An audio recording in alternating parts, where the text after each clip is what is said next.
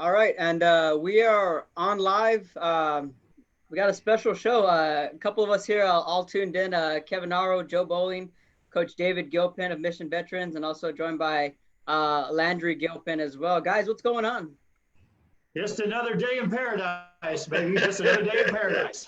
It's about the same thing as went on yesterday and the day before, Cam. We're just kind of relaxing around here. Got up and Landry ate some breakfast, and I got my grandkids are all here, and so we did that, and we've been getting some tile work done around the house, and they're about to wrap that up. So, but not a whole lot else, man. By 1:15, Landry and I were both ready to go. Seriously, I feel like I wake up and I is it just me or I got my days mixed up? Like today feels like a Friday, Wednesday's the same, Tuesday's the same, or is it just me? Yeah, I woke up thinking it's Thursday today. We were going over television shows, and it was like, hey, what day is it anyway? And neither one of us knew. Dahlia or I, neither one. We didn't know what day it was at all. So the good thing for Landry is he's at least on, his classes are being taught online at the same time that he had them. So he had an 8 o'clock class this morning.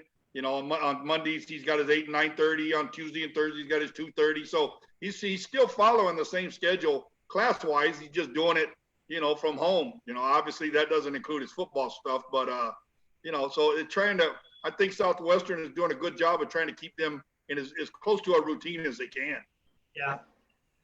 That's pretty good. I think all the colleges are doing that. I know it's a huge change, though, no matter how you slice it. It's a big difference doing this stuff, no classroom environment at all.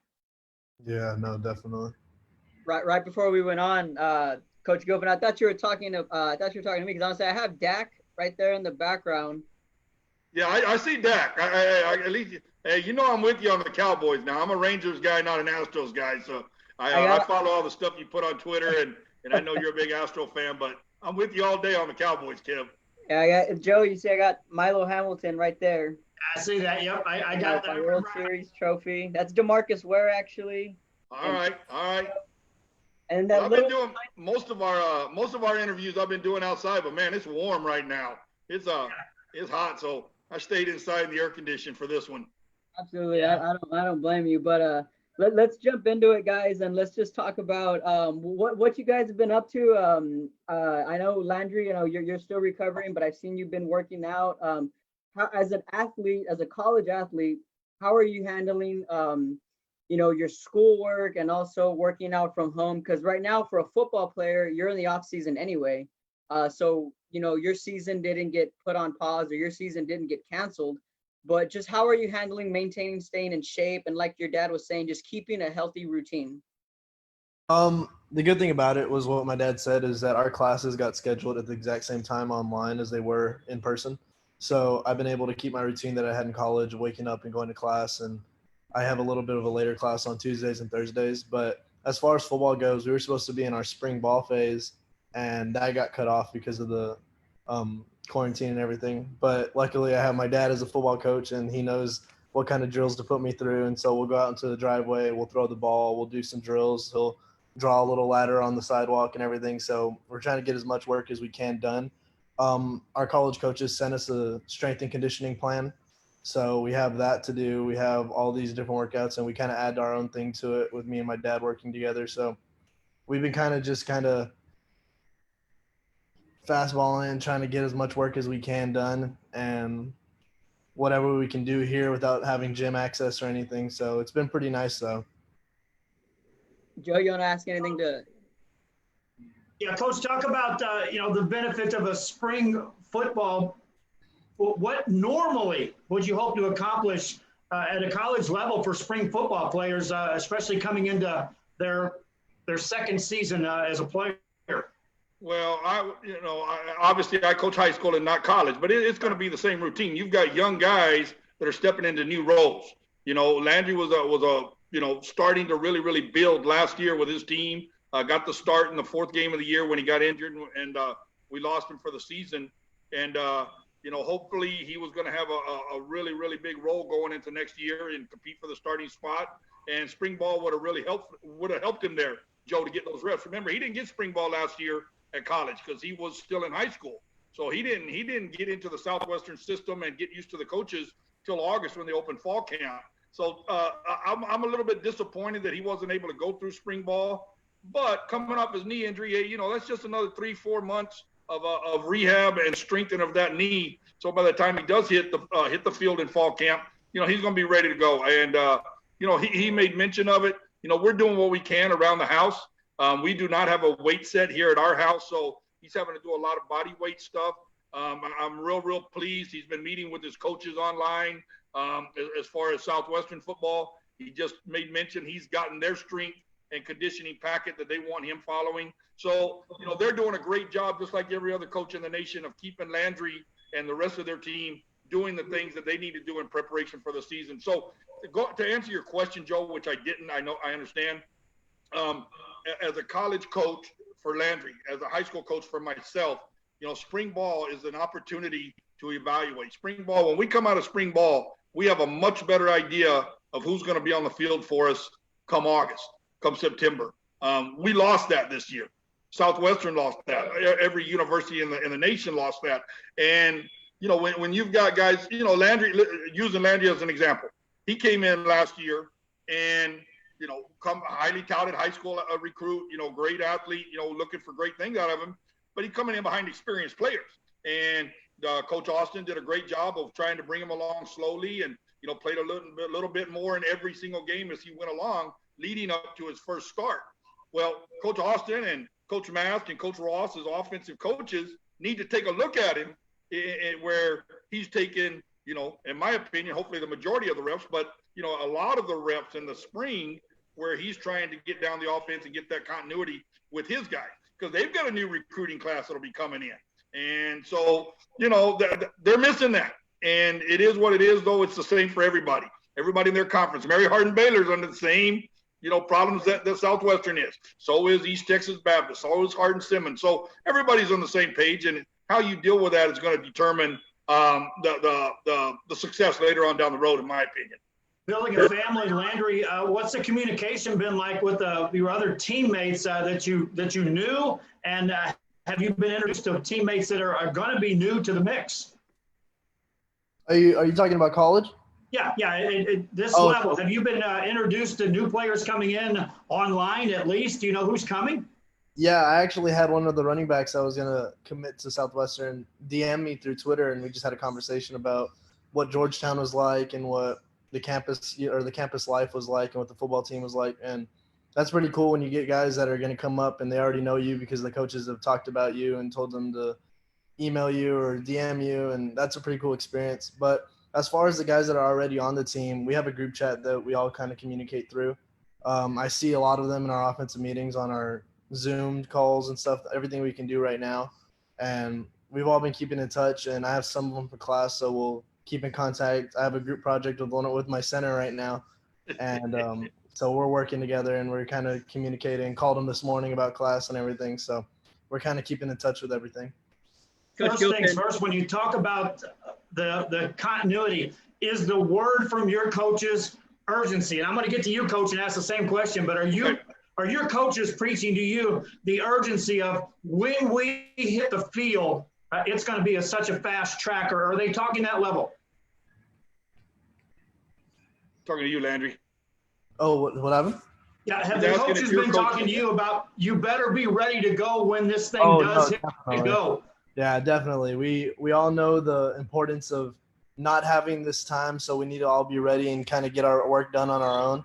And everybody's been stressing it. I had my position coach got moved this year to a different position, so the position coach I have now has been really stressing it, and he's been in contact with me and the other quarterbacks telling us that we need to be ready. We need to be on the ball. We need to be moving. We need to get stronger. We need to get faster. We need to take the time to learn the playbook better now because we can't be physically doing it, so we need to mentally prepare twice as hard, and we've been working, so.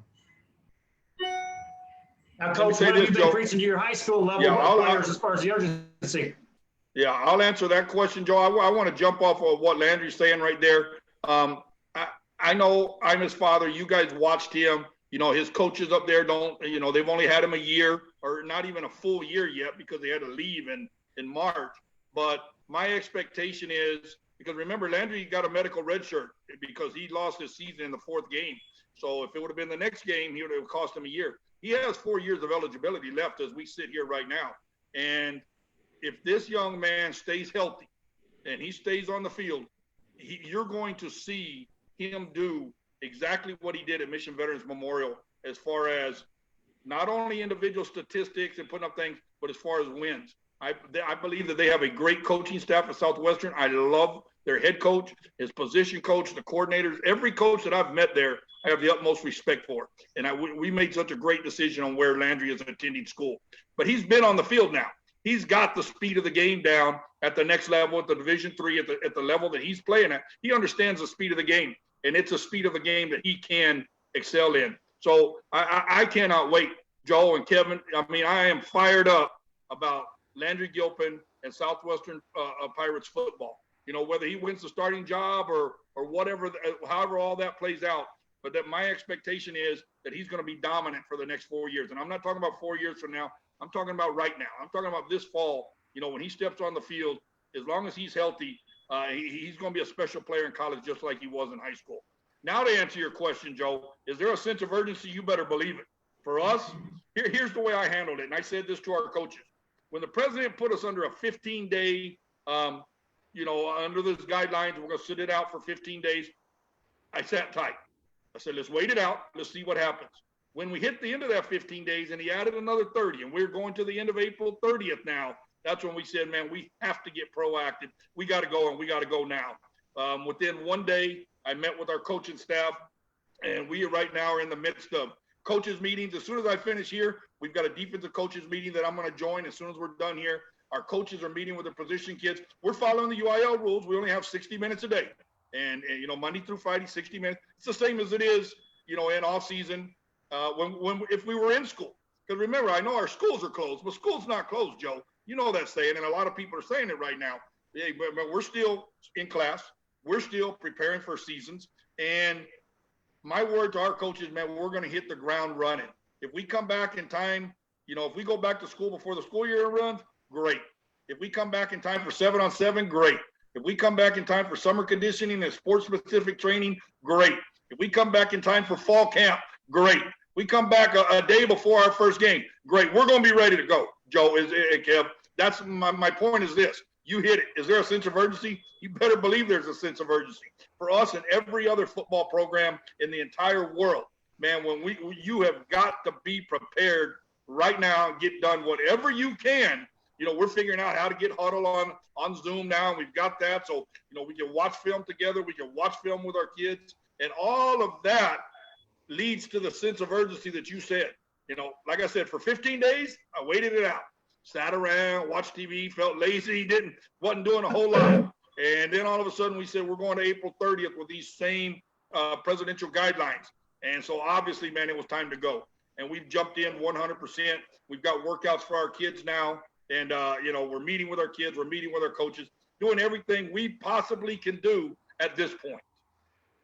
Yeah, that was my next question, Coach, and you pretty much answered it. Just as an AD, as a head coach, being in charge of the athletics, just how challenging has it been keeping some kind of order with your athletes and with your coaches? And I think you answered it with this Zoom and what we're able to do. I've seen you post coaches meetings. I've even seen some coaches post workout videos on instructing the kids on what to do. Has it been that difficult, or through the weeks we've had, you've been able to adjust? I learned it, Kev. It's a great question. I've never been on Zoom. I never even heard of Zoom till last week. I never heard of it. But it's my rookie debut right here. Exactly, Joe. And so like anything else, as coaches, man, we adapt and we learn and we overcome. And I asked my daughter, man, has Zoom been around, or did they just invent this when this happened? She said, no, I've done some online classes on it.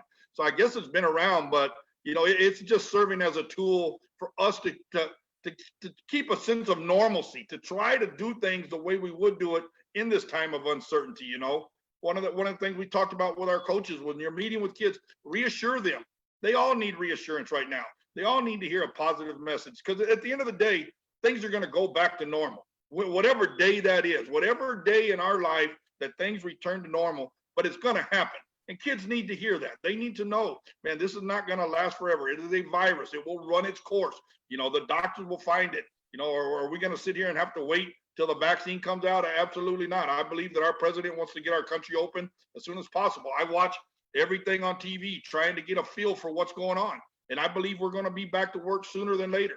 My hope right now as we sit, Joe and Kevin, if we don't go back in May, my hope is that we're able to salvage our 7-on-7 season. I don't know that we're going to be able to. That's yet to be determined. But that is my hope. My hope is that we can get our summer conditioning in and at least be doing the things that we normally do in the summer months leading up to fall camp. That's my hope. I've canceled spring ball. We're done. We're not going to have spring ball for the first time. Kev, you've been with me. Joe, you guys have been with me the whole way. For the first time in 12 years, we're not going to have spring ball. That's a big, big change for our program. So we're excited, though, that we get that extra scrimmage. We've never had that, Joe, that second scrimmage. So we're excited. We picked up Harlingen because they're in the same boat. They're losing spring ball, and they needed a first scrimmage. So we're going to get together with Harlingen on our first scrimmage, and we've added that. So that'll give us an extra weekend at fall camp and an extra scrimmage. So looking at the positive, we're excited about that. Can you sense from a competitive level that once sports starts again, we may see this at a so much higher level of athletes appreciating what they're getting to do? I do, Joe. I think everybody right now is realizing what they've lost. I think this is the greatest thing that you could, the question you could ask. I believe that those of us that live and breathe and die athletics of all, and we're missing that. You think about our poor softball kids, our baseball kids, our track kids, golf, tennis that aren't getting to finish. Soccer was just fixing to make the playoffs, and our girls team had made the playoffs for the first time in 4 years. So excited. And they're losing all of that. You think about that. And as we sit here and we look at what we've lost and not being able to do the things that we normally do, I think that there is going to be a sense of renewed commitment by coaches, by athletes all across this nation once we get that green light to go back to work and just say, man, we have the greatest job in the world as coaches and the biggest opportunity as athletes to do what we love to do. I don't know what I'm going to do the day Landry hangs up his cleats and his helmet, because I've been watching one of my kids compete for I guess about 25 years now, and it'll be a little bit more before I get a grandkid up there and have a Gilpin rocking and rolling again. So I do think that, Joe. I believe that we're going to just embrace getting back to what we love to do when we get the opportunity. So Landry, on your part, coming off of high school, you finally were able to grasp what it meant that's a short pan of playing time, and suddenly when you're a senior, it's gone, it's over. Then the college begins. Now you get a new life on this college 4 years. How different are you looking at this? I've got 4 more years to do this, or are things about the same, or has it changed? The transition from high school to college was crazy because I had grown up with my teammates in high school. I grew up with them. I knew my dad was my coach. I knew everybody. I grew up around the coaching staff. So having those guys and having that familiarity was what I had always known. And so going onto a new team, having a new head coach, having new teammates, and just being in a environment that I had never been around and an atmosphere I had never felt, it was definitely different. Not in a bad way. I love having my teammates. I love my new coaches and everything. And just having a second family over there has been really nice, but definitely been different. It's not something where I can just go home with the head coach and just talk about what I'm doing at quarterback and what we can do here and what we can do here. So it's definitely different. But I'm watching him on film, Kev, Joe. Yeah, I was going to say, those questions could happen. Yeah, man, I'm keeping an eye on him. I give him a phone call. Hey, man, what happened on this rep? Or, man, what were you supposed to do here? Obviously I don't know their offense and all the ins and outs of it, but, I'm able to see quite a bit that I'm able to ask him about, or say, man, you had a good practice, or, man, how come you didn't take many reps? Or, boy, you got a lot of reps today. So that was something I was really enjoying doing with him in the fall. I was watching his practices, communicating about his practices, throwing in a coaching point here and there, cheering him up here and there. Watching his games online was it's just like watching real sports live, broadcast a game, and just exciting to do. And, when you can watch on the big screen your team and your son, it's pretty – you guys know you provide that service for all of the Rio Grande Valley with all of our sports, man. And while I'm at it, y'all are doing a great job, man. Thank y'all for what y'all have brought to the ability to watch high school athletics in the Rio Grande Valley. And I think the word is out and it has spread. So awesome job by you guys, Joe.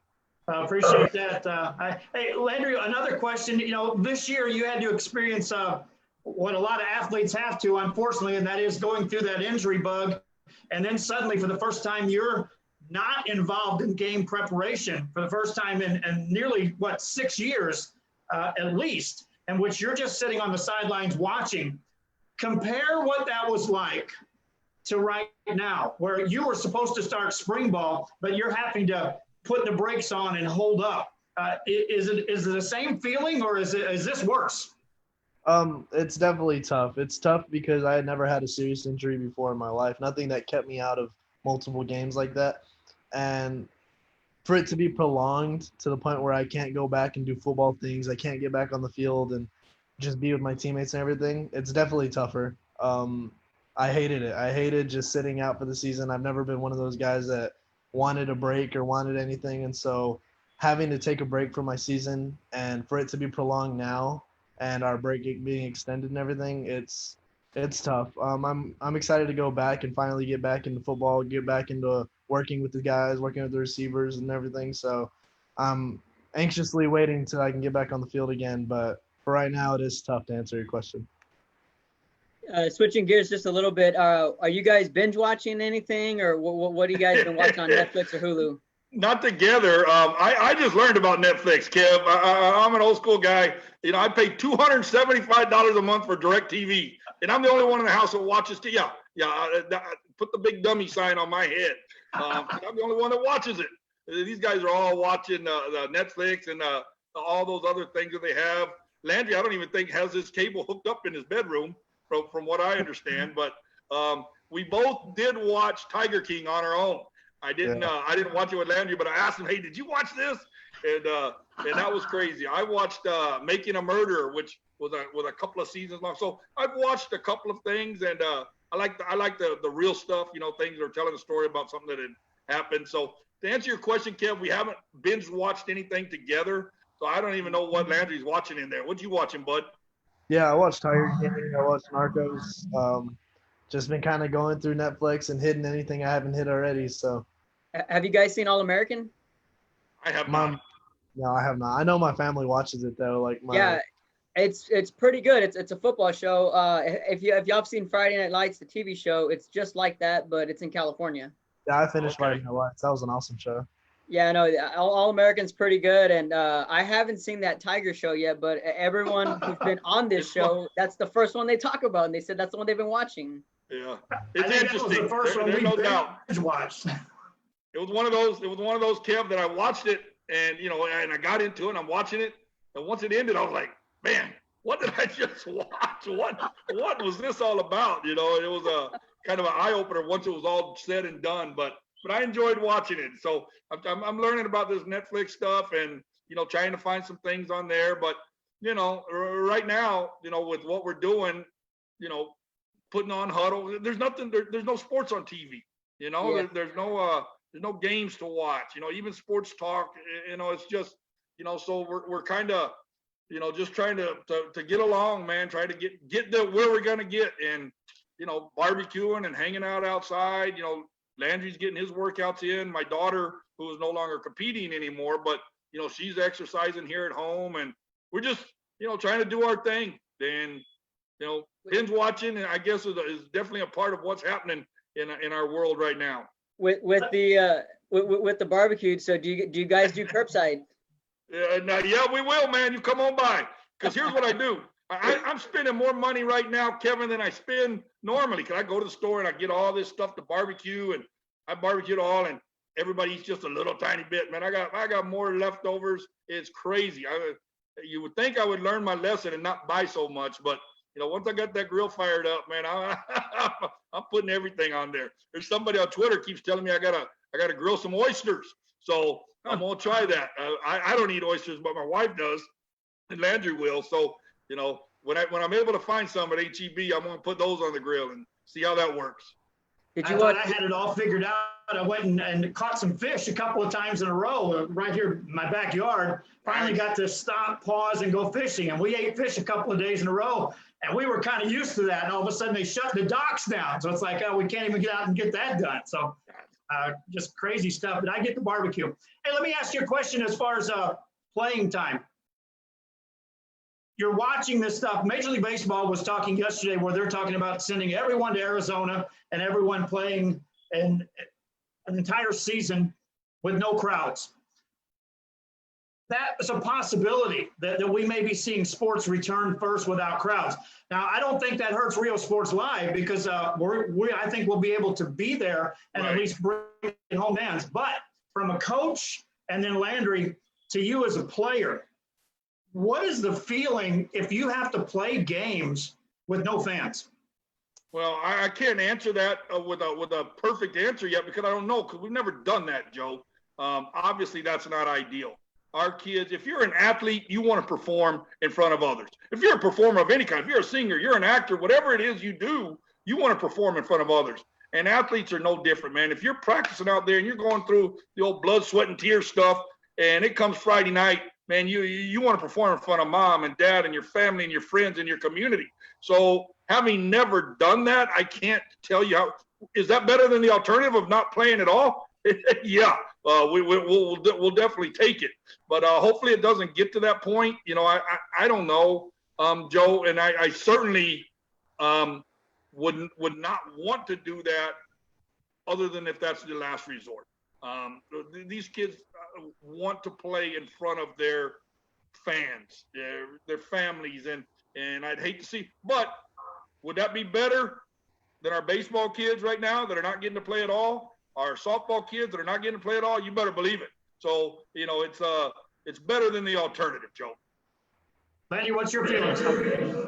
Yeah, that just sounds weird because I feel like when you go out into a field, the fans always bring like a certain energy.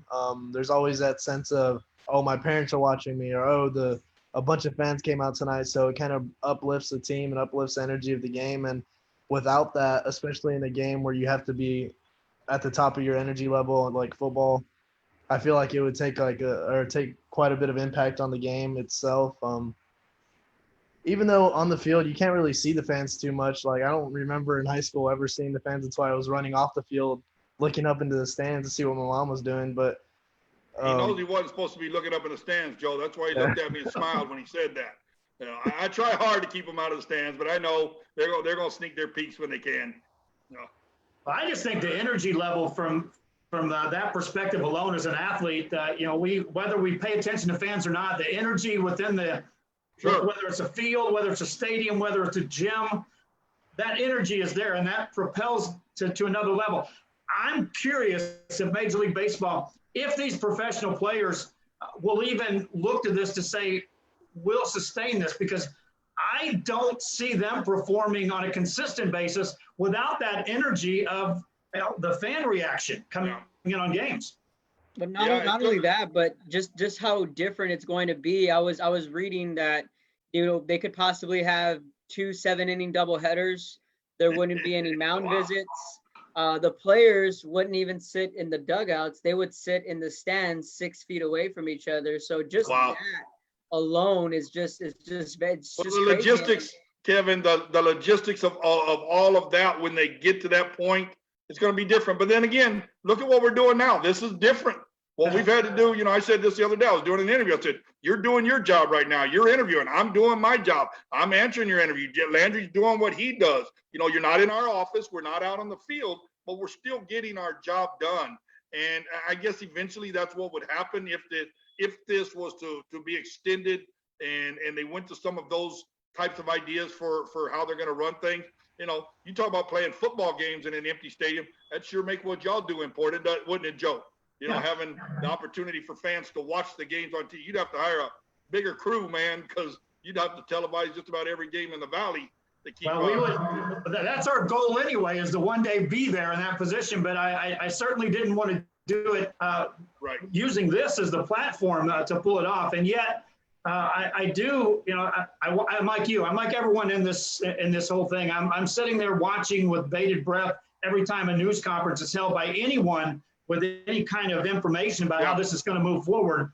And, you know, I've looked at it and said, you know, when sports return, I believe it will be a gradual implementation of the players will be allowed to practice together. Then they'll be able to compete. And then there'll be discussion on whether that's done in front of no fans, family and friends, relatives, and then expanded into and so, yeah, Rio Sports Live, I'm looking at that from just a business perspective. As I watch all my advertisers leave me right now, from an advertising perspective, just hang in there, because I think sports is going to be bigger. And I think, Coach, to toot our own horn, I think people can appreciate what we were putting out there even a little more now when there's nothing going on as far as sports. Absolutely. Just the interviews y'all are doing with local athletes and local coaches, man. I mean, it's something. At least we're talking sports. At least we're, I'm seeing familiar faces, as our media outlets are interviewing coaches and athletes and allowing us to connect that way. I mean, I'm interested in whatever the guy down the street has to say. I'm interested in what the athlete over there has to say, just how are they coping with it? How are they dealing? Because this is something we've never seen. Even old guys like you and I, Joe, we've never seen anything like this. We've never been through anything like this. And so I didn't mean to call you old there, Joe, but I'll take it. No, the only thing I was asked the other day what to compare it to, and I said the only thing I could even try to compare it to is that we lived through the first ever strike years in which Major League Sports was taken away from us. And I was an usher at St. Louis Cardinals the first year baseball went on strike, and we went from a game against the Dodgers that night, and then the next day there was no baseball. And so that was taken away, and it doesn't compare now to every sport, and you can't even see anybody practicing or playing at a sub-professional level. Amateur sports, everything's gone. It's totally different. Yeah, no, it's crazy, man. I remember the NFL strike and the baseball strikes, and then, man, I'd hear about them coming up, and I'd be watching to find out because I didn't want it to happen. Because I follow all major sports, but it's, we're in a different time right now, man, and it's just it's gonna be fine, Joe. It is. It's just when do we get back to normal, and that could be a ways out, as our country begins to open up, but speaking selfishly from a football standpoint with Landry and I, I'm hopeful that by the time we get to August and September, that we're back under some sense of normalcy and we're able to go through. That's yet to be determined. That's just me being hopeful. It's like when I hear the criticism of the president saying, well, we got to open this country up. This is what the country needs. And I understand he's not a medical doctor. He's not a medical professional. So he's criticized for that. And I understand that. But he's also a leader, and he's trying to bring hope to our country. I want to hear something hopeful. I want to hear our president say, hey, we're going to get back to normal, and sooner rather than later. And that gives me a sense of reassurance. And so I think that's what I want to do with our kids and with our coaching staff, is say, everything's going to be okay. Let it run its course. Let this flow through. Let us find a vaccine. Let us find a therapeutic. Let it run its course, with as little loss of life as possible. And then we'll move forward when the time is right. When our leaders, national, local, and statewide leaders, give us that green light. Hey, let's go. Let's go. Randy, one last question regarding you and the near future. Last year was kind of a mystery. You were coming into, what is college football really like? What does the depth chart look like when I'm not king of the hill and everyone's trying to chase me? This year, what's the biggest difference when you look at that, other than just the sheer experience of having to go through it? Are you able now to look at a depth chart and say, I know where I'm at, or I know where I should be, or I know where I can get to, all realistic goals now? Oh, definitely. With the in-game experience that I got last year, it kind of let me know what I could do at the level that I was playing at and what I could do for the team.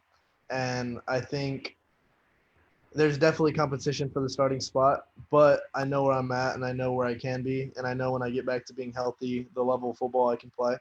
And I definitely love the fact that we have multiple good quarterbacks at my school, because it doesn't allow me to just settle and have a spot there. It makes me push no matter what I'm doing. And those guys are competitors. Those guys work hard. And I love that about the school, and I love that about the team, because that's happening at every position on the team. And so hopefully when I get back, I'm where I feel like I can be.